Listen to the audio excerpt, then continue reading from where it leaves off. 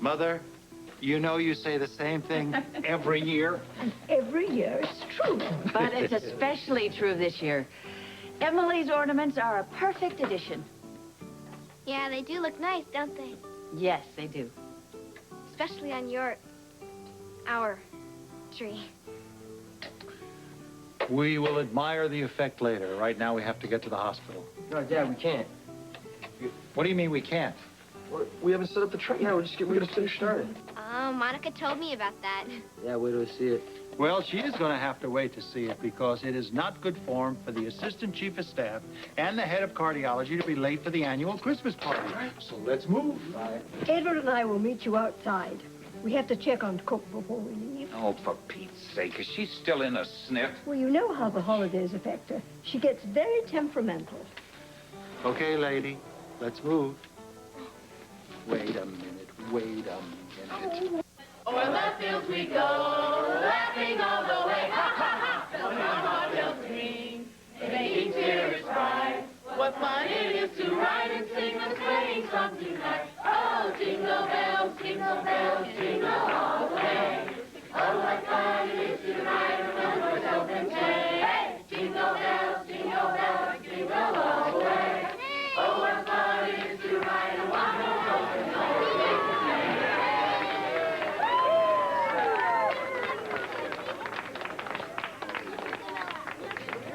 All right, everybody, just get comfortable, and we're going to tell a little story here.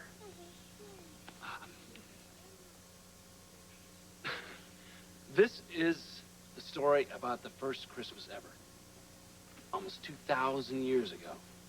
And it's also the story of a very special little baby.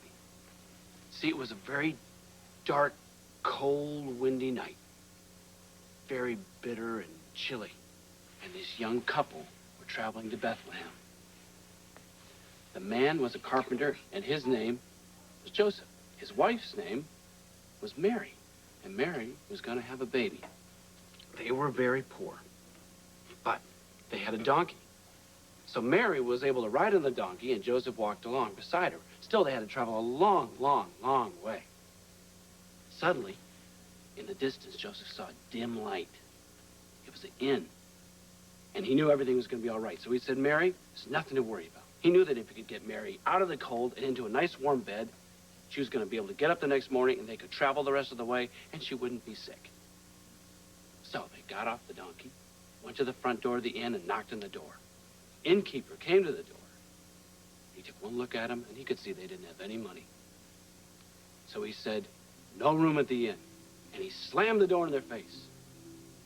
Well, Joseph was really upset because Mary was his wife, and he loved her, and he wanted to protect her. And Mary was just,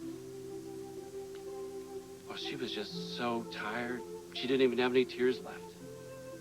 Then Joseph got an idea. He said, I'm going to take her to the stable. That place is warm. I'm sure if I can get her in there, get her out of the cold, she's going to be all right.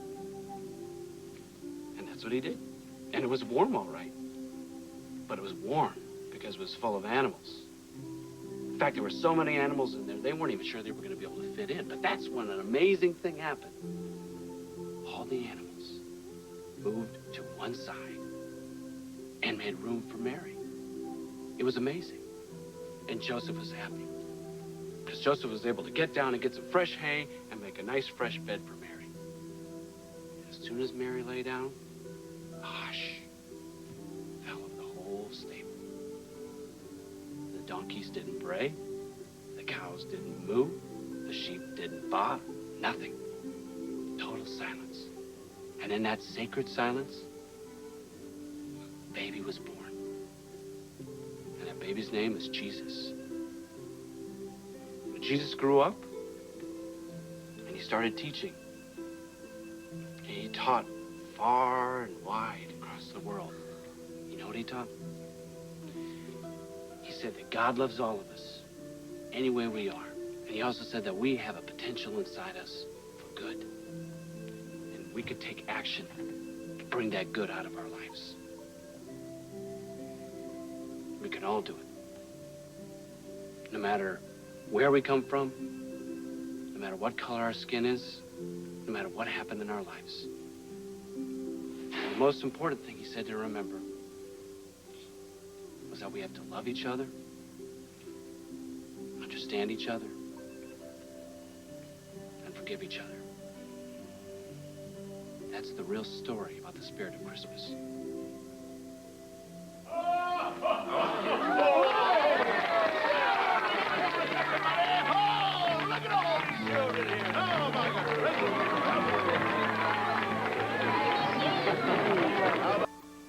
What do you think you're doing? You're driving me crazy. We're setting up the train. Listen, Emily, obviously no one has told you, or you simply do not know, that the train goes around the tree. It doesn't go around the room. Huh? That makes no sense. Yeah, you tell him. Oh, heck knows. You never listened to us. Hey, listen. I got all this super track to work with, and these really cool accessories. If you only want the train to go around the tree, then what happens to the rest of the stuff? It goes back in the box. Why? Why? Yeah, why? I don't know. It's tradition. And the silliest one I ever heard. Yeah, Grandmother, but what the heck? You know how much we respect tradition around here. We're going to have a civilized Christmas season if it kills us. We could do a figure 8. I can't handle this. Or we could just do a loop around the tree for tradition's sake.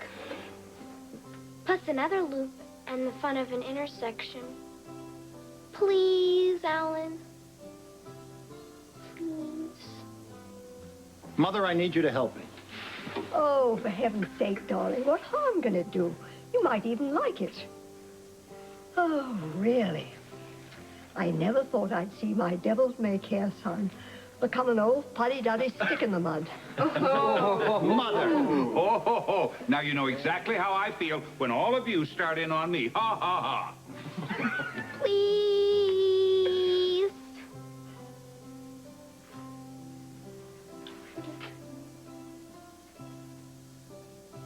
Please. Yeah, what the heck? Yes. Figure 8. Move all the... Where's the intersection? I don't know. Move. Emily, I just hope you realize what a major victory you scored here today. Yeah, we've only been trying to budge Dad for what, 20 years 20 years maybe? at least. Oh. Congratulations, Emily. You handled him like a pro. You've learned the subtle art of arm twisting, Quartermain style. Oh, you played me like a violin. Oh, you're not that tough. Yeah, don't get too full of yourself. I'm telling you, I'll be ready for you next year. Okay, I tell you what, kid. After the parents leave, we'll stage a first-class wreck at the intersection. What do you think? Cool. What's this family coming to? Tradition in tatters? Impending train wrecks? Not allowed. Later, family. Oh, is that Bye. right? Take care. That's not our rule. Don't. It is a rule. I gotta tell you. Have yourself a merry little Christmas. Let your heart be light. Next year all our troubles will be out of sight.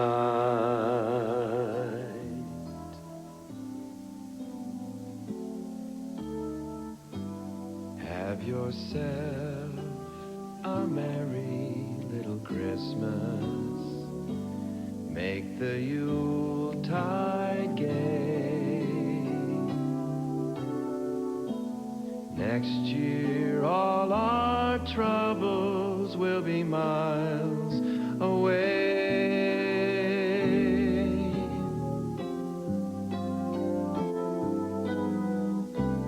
Once again, as in olden days, happy golden days of yore. Faithful friends who are dear to us will be near to us once more.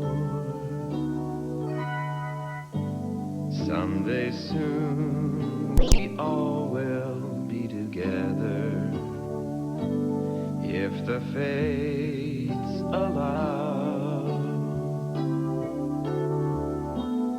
Until then we'll have to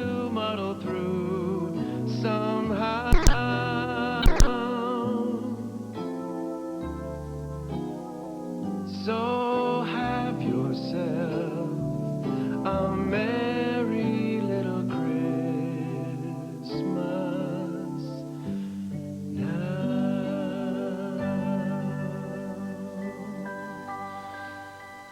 Merry Christmas.